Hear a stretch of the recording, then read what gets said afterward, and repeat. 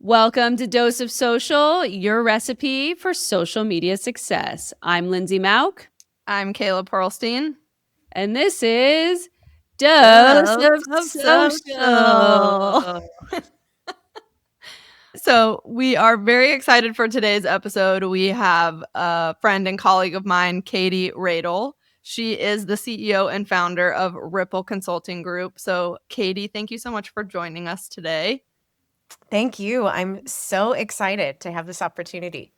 Yeah, so Katie and I met, which I had to actually ask her before this episode because I completely forgot, but we met through a mutual friend of ours. Katie was looking for social media help for some of her clients, so she went to our mutual friend, Laura, and we were then connected, and we have been connected ever since. So Katie is also a really great referral partner with our business and vice versa, and we've enjoyed working with her, so I'm really excited for her to share some expertise on today's episode. So excited. And I just wanted to say, I am so lucky to have found you and Golden Bird because you're like my go-to social media referral because we don't love it. We don't love to offer we don't offer social media as far as short form content, and you're like my go-to, and Oh, I'm so glad to have met you. thank you. It's good to have a go-to. Yeah. Yes. So, Katie, we would love for you to tell our listeners a little more about your background and kind of how you got started in the PR space. Sure. Well, I'm one of those people who went to school for a thing and is actually still doing that thing like 25 years later. Went to undergrad for communications, focusing on PR. And here I am many, many years later with a PR firm. But I'd always been in marketing, PR or event planning in some way. And earlier in my career, I spent a lot of time at very large organizations. Life insurance, private equity, financial planning, banking. And then later I ended up in healthcare. And so I had a great corporate career and loved it. And then I love to tell the story.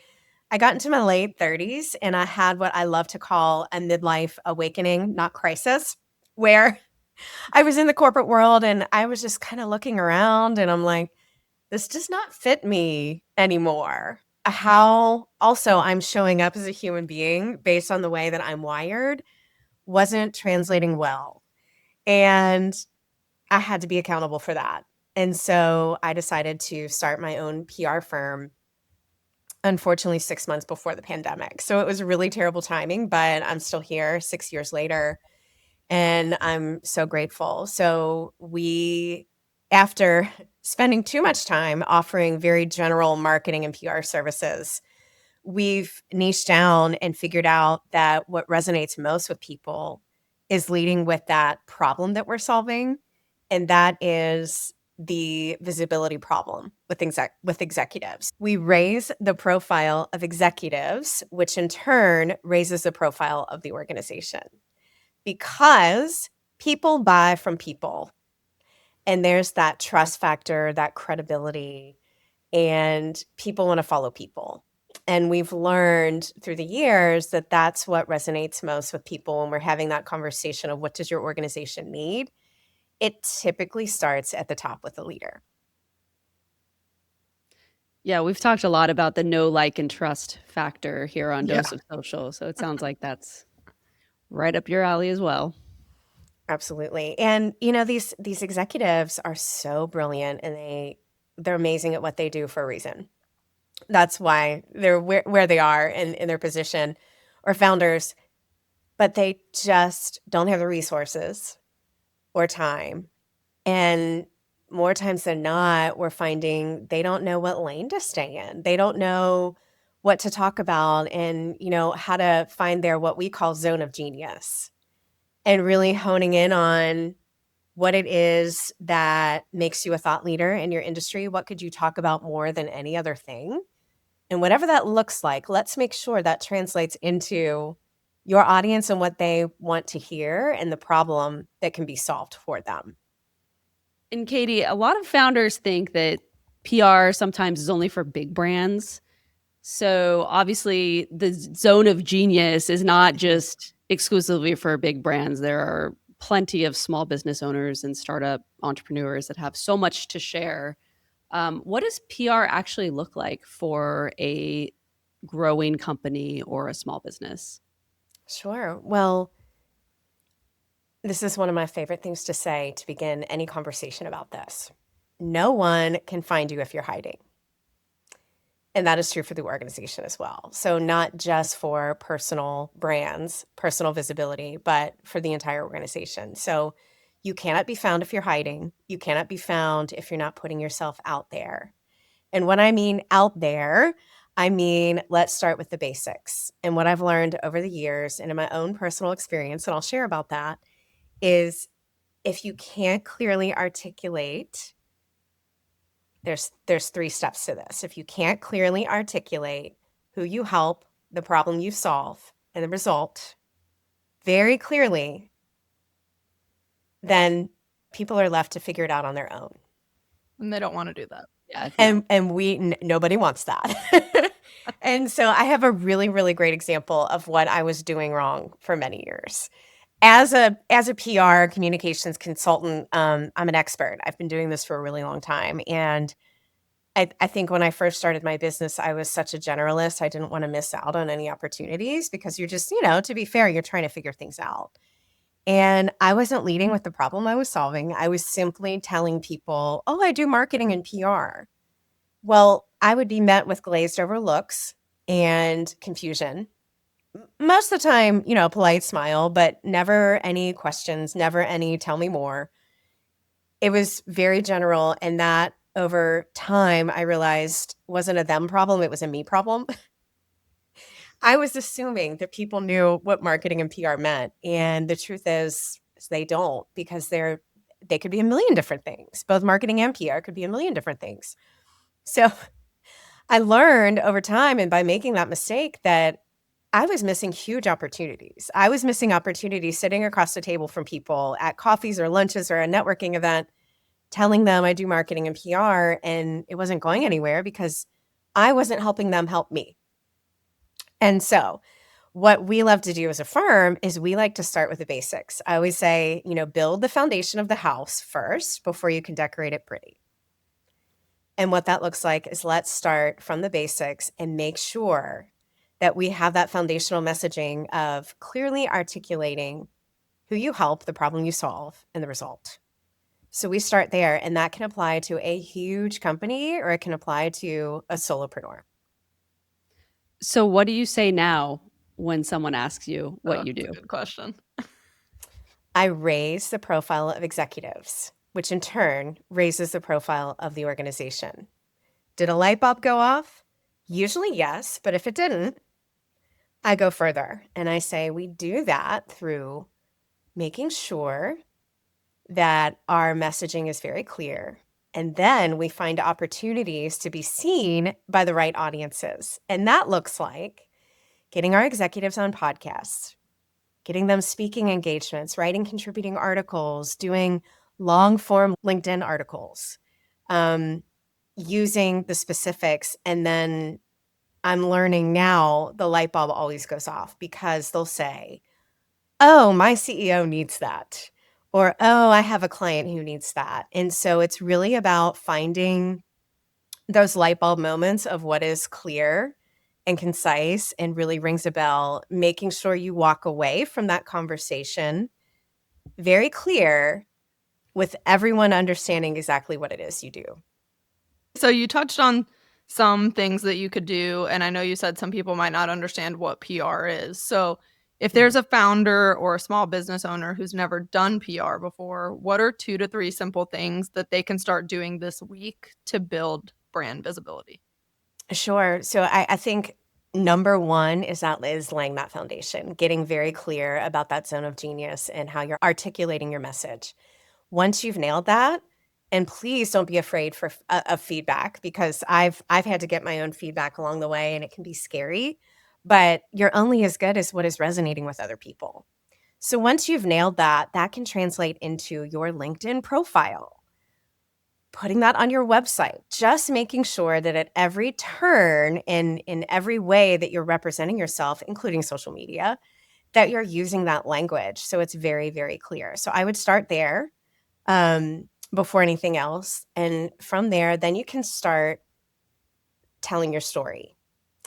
And I love to say that data doesn't lie and data helps you tell stories. So it's not only getting that messaging down, but also using data to tell the story to back up what you're saying and use data as a proof point.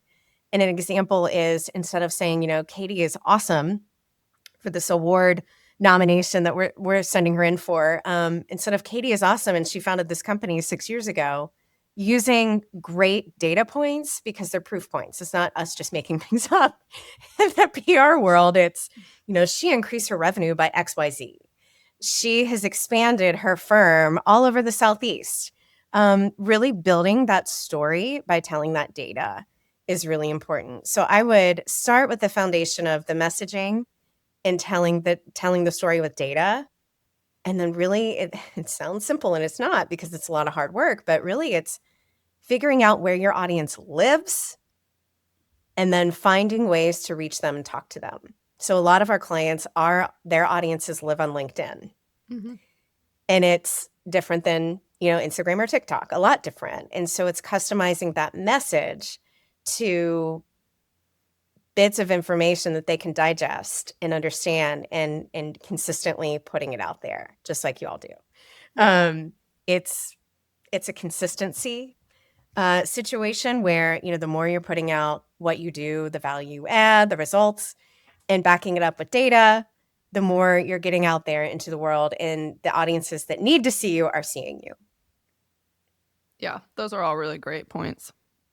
Yeah, and how much of that messaging is driven by you and your group at Ripple Consulting Group, and how much of it is driven by the executives who you work with?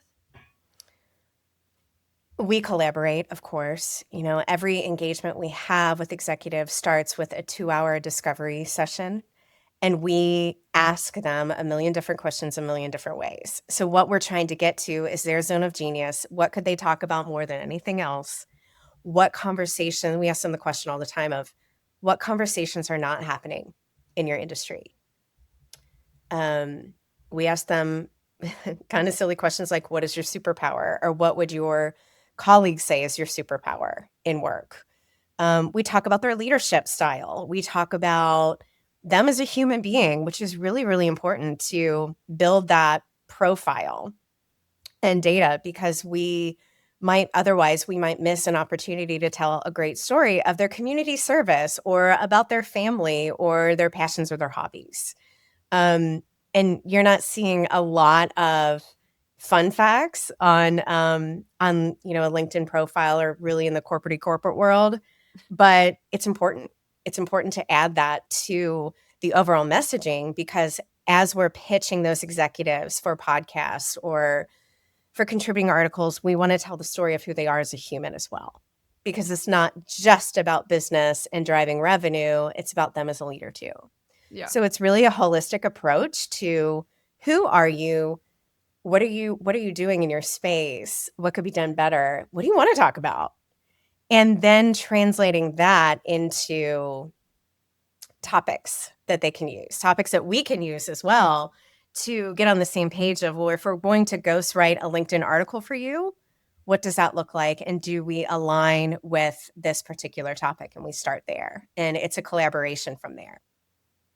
Yeah, I think that's great because I think a lot of times too, executives or leaders in their field, they might think, well, I don't think that's a topic that's anyone cares about. And you might think differently and say, no, actually, that's not something that we hear a lot about. We should cover that. So it seems like that collaboration is really helpful because I think sometimes when you're in your business and you're in your head, you don't realize what actually people are interested in that might not have that visibility that you do in your company.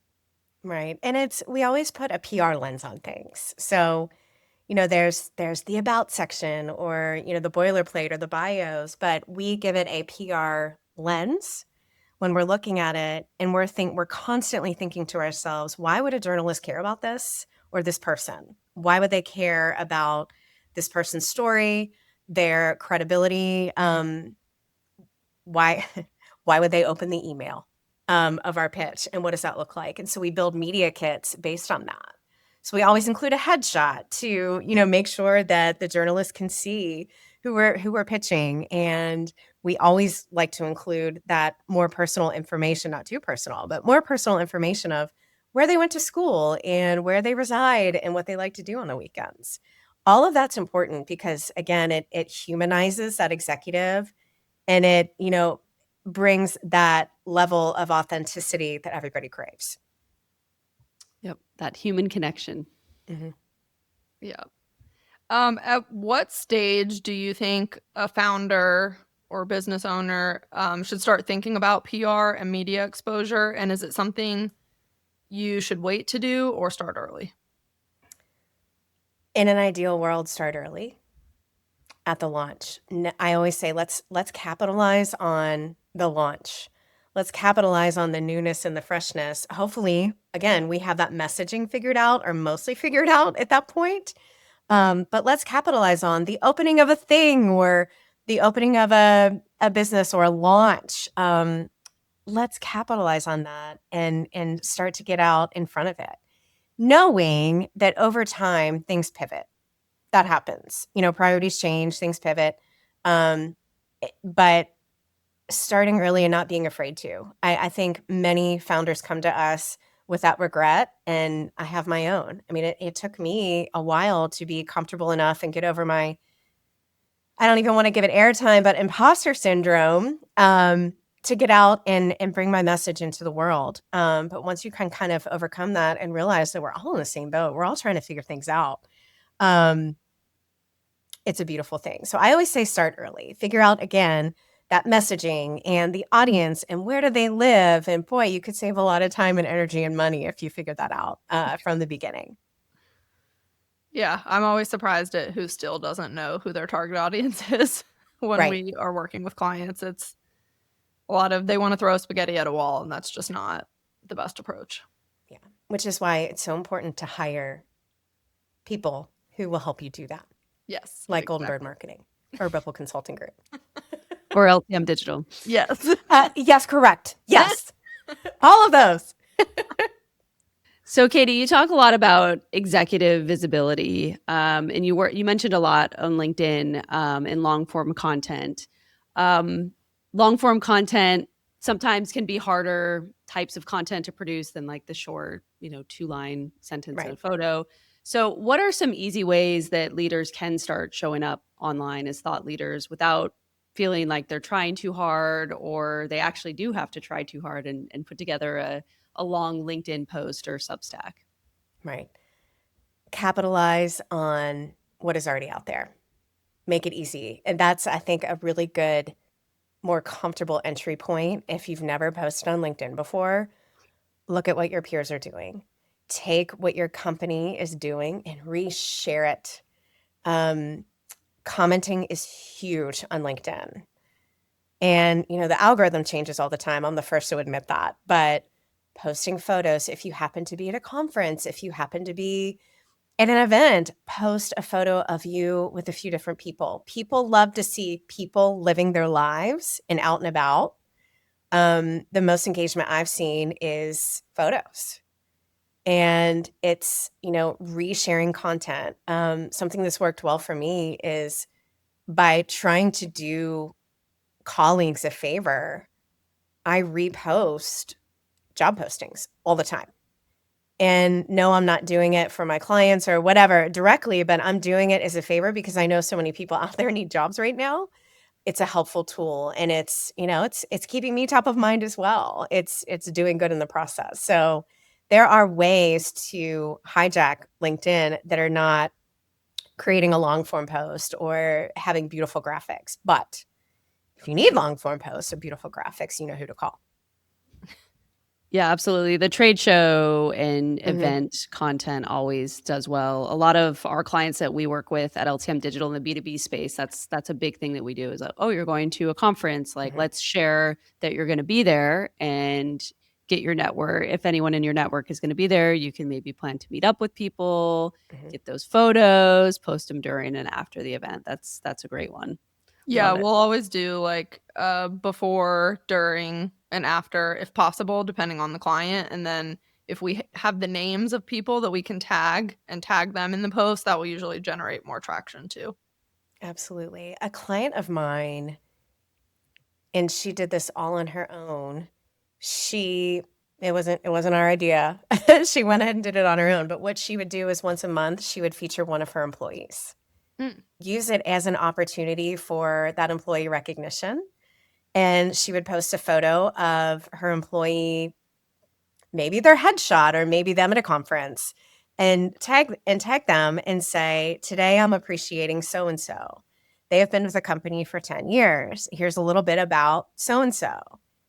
And that goes so far. And at the same time, you're top of mind, but your employee is getting that recognition. So it's a win-win. I love that. Employee spotlights are great. Yeah. Always. And it's content that you own. You have it. You have access to it. You don't have to go out and get it. You don't need, a journalist to say yes. You have that content, which is so important. So that's another point, is that we do a lot of earned media focus because of that third-party credibility. But it's not lost on us that we also need, things are changing in the PR space rapidly. And we also need that owned content as well, which is why we do that long form ghostwriting, which is why we think about what do we own and what is an easy win for us. And can we do a blog about, I don't know, hearing from an employee, write it up and then send it and try to pitch it as a contributing article. So, and if that doesn't work, then use it as a blog. So it's kind of, really being intentional and strategic about earned media, yes, of course, but also that owned content as well. And Katie, for our listeners, can you explain the difference between earned media and owned content? It's something we've talked about here on Dose of Social before, but would love to get a refresher for those who are listening and might be thinking to themselves, what does all that mean? I don't know what this means, and might be like looking it up on ChatGPT right now. So owned media is something that we own as an organization and can produce in-house ourselves. And that means writing our own blog. We don't rely on that third-party credibility or those journalists to say yes. We can just write a blog and put it up on the website. That thought leadership, those LinkedIn articles, more the long form, that is owned content as well. Now, our team and other teams, they spend a lot of time researching those, writing those, working with the executives or marketing team to make sure that they're on brand, on topic, and the information is accurate before it goes out, of course. But, and we handle all of that. But that is owned, what we can control. That's a good way to think about that. Paid is exactly what that is. Paid is paying for placement, advertorials, advertisements. One of the things that is incredibly frustrating as a PR professional is a lot of our clients will send us these emails that come to them and they're like, we can guarantee that you'll be on the front page of the whatever, that you'll have guaranteed placement in this wonderful top tier publication. Well, there are no guarantees. And so what that is advertising. That is paid media. So that's the difference between the three. Yeah. And the PR landscape has changed so much too, with paid placements now as well. So, right. Yeah. So also making sure that sponsor, if it is a paid placement or sponsored content, that it is noted, right? It is. Yes. Yes. And it is an ever-changing, ever-evolving landscape that we're trying to figure out. And I know I'm not alone. You are not alone. If we're just being honest. So, Katie, a lot of our listeners are small business owners, solopreneurs. They work in the social media space or are looking to hire someone to help them in the space. because it is so important for people to understand the whole marketing funnel as a whole, how important would you say that content and social media are in supporting a PR strategy today? Content and social media and PR need to be best friends. They need to. They need to exist together. They need to collaborate. We all need to be on the same page because, as we talked about that foundational messaging, who are you? What are you offering? What is the problem you solve? Has to align with content. And content, I describe content and social media as the engine. That is the engine that keeps going and moving forward and keeps that momentum going. When we have a media hit or a great story to share, it's wonderful, but that content and that social media piece keeps it going. It extends the life of what we're able to do. And they need to be aligned. And, frankly, I've been in situations where marketing and PR are not aligned. And it makes it really, really difficult to do both pieces. I've been in And for the situations where they think social media and PR are the same thing. So, And that's really hard because, again, going way back to our conversation about I do marketing and PR. What is that? yeah. So for me, what I've learned is on the front end, when I'm talking to a potential client, it's like, I just want to be clear of how this works. This is not posting every day on LinkedIn or Instagram or TikTok. That's not this at all. This is finding those outside opportunities. There's a difference, but we need to be aligned and closely related. We need to share a strategy. That would be great. A lot of times, if we have the opportunity, we want to get in meetings with marketing. We want to get in meetings with the comms leaders just to ensure that we're all hearing the same thing and that we can be aligned on strategy. Because if we're not, it gets really fuzzy and muddy. Mhm. Yeah, absolutely. I mean, just on the way over to my office this morning, I was on the phone with the PR rep for one of our clients, and we were discussing what the client was going to post on Substack this week. So there is absolutely a collaboration going on between Mhm. your marketing team, your PR team, your social team, if you're fortunate enough to have social broken out as a division of marketing, right? Right. In a bigger company. So yeah, everyone works hand in hand and it is a collaboration. And while obviously the social media team has that ownership over the posting and getting the content up and approved and like having that final stop, like there are a lot of folks along the way who weigh in on that content before it goes live. Mhm. Yeah. So basically, someone could hire all three of us and have a very good situation. Yes, in an ideal world. Or- A lot of times, it's not an ideal world, and we just make sure we're communicating as clearly and effectively as possible and talking about expectations. You know, Running a business, any kind of business, I think is a lot about education and also in a way setting boundaries, kind of like in life.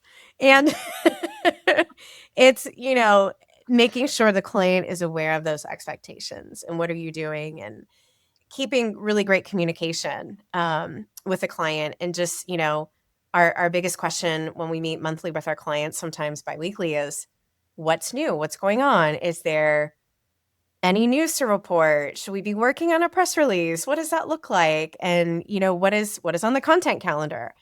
Goodness, if we had access to the social media content calendar for every client as well, that would be a beautiful thing. Mhm. Again, in an ideal world, we would all be able to work together. Yeah.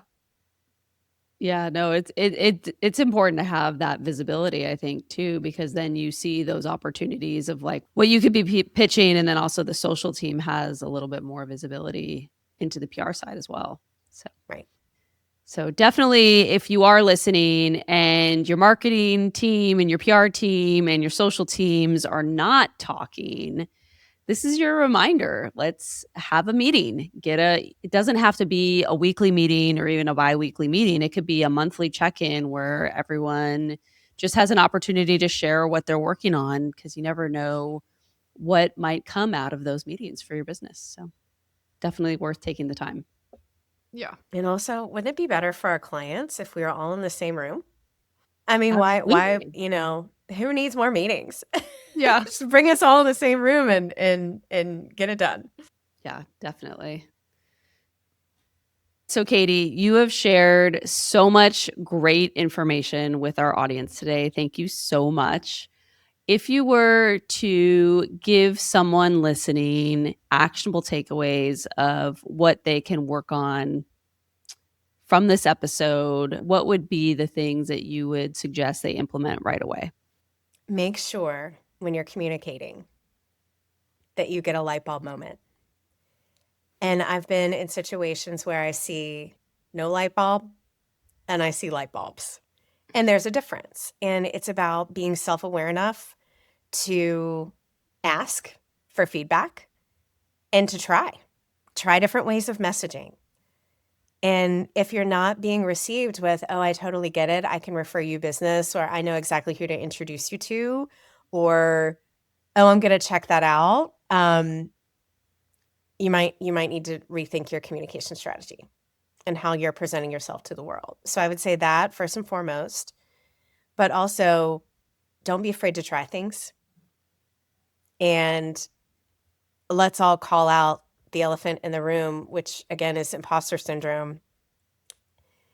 It doesn't have to feel gross or braggy to post and let the world see you.